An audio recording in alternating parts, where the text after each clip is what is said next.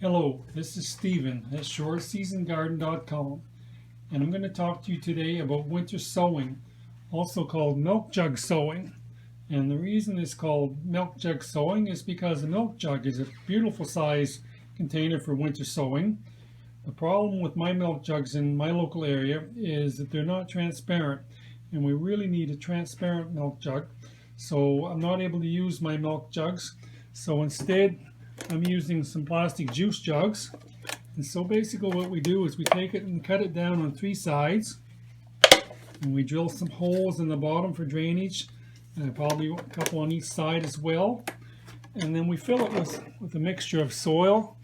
I've got some potting soil and some soilless mix in here, and I've got some seeds. This one has some kale planted, and so what I put it on with a marker, but the marker tends to fade in the sunlight, so I've also put it on a popsicle stick inside, a craft stick.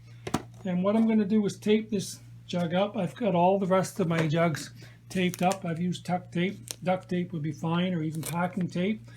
And take the cap off because we're going to put this outside, and it's a miniature greenhouse. And the benefits of winter sowing, we can do this right in the middle of the winter time, and the seeds won't actually sprout until it comes time when you get the proper conditions for them to sprout.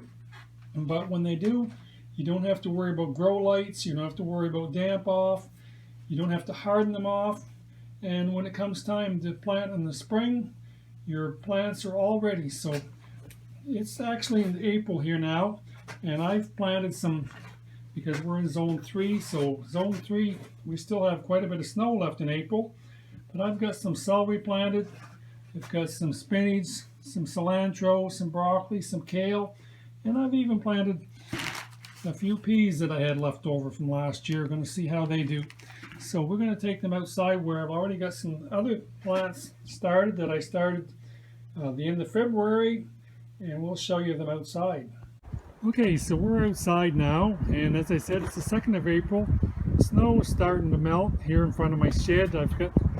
It's pretty windy this evening, so I've got these right in front of a shed to try to keep them from blowing away. You can hear the wind probably. We're in zone 3, so if you look around my yard, I've still got a lot of snow up against the back of my house with the steel roof. There's a lot of drift here, so it's still early, but another month's going to make quite a difference. So I've got these outside, and as I said, a lot of them I've had here since the end of February. I planted a few more this evening, and we're just going to see how they do. So I hope you check out my website, shortseasongarden.com, for some other interesting ideas for planting in the short season.